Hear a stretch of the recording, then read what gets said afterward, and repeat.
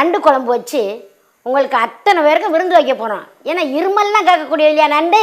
ஆனால் நண்டு குழம்பு வந்து என்ன தீராத சளியாக இருந்தாலும் இப்போ நம்ம சின்ன பிள்ளைகளுக்கு நண்டு பிடிச்சி அப்படியே தட்டி கொடுக்குறோம். இப்போ எல்லோரும் சாப்பிட்லாம், சின்ன பிள்ளைகளுக்கும் கொடுக்கலாம், நம்ம பெரிய ஆளுகளும் சாப்பிட்லாம். எப்படி தீராத சளியாக இருந்தாலும் கூட அந்த நண்டு சாப்பிட்டா அந்த சளி நம்மளுக்கு விட்டு விளையிடும். இப்போ நண்டு குழம்பு வச்சு சாப்பிட்றது சின்ன பிள்ளைகளுக்கும் பால் உள்ளவங்களுக்கெல்லாம் நல்லது. அப்படி கொதிக்கணும்.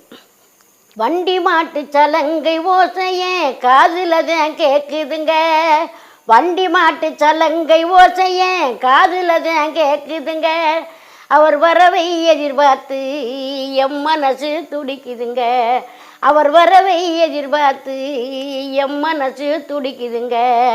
நண்டு குழம்பு வாசந்தானே அவரை சுண்டி இழுக்குமுங்க, நண்டு குழம்பு வாசந்தானே அவரை சுண்டி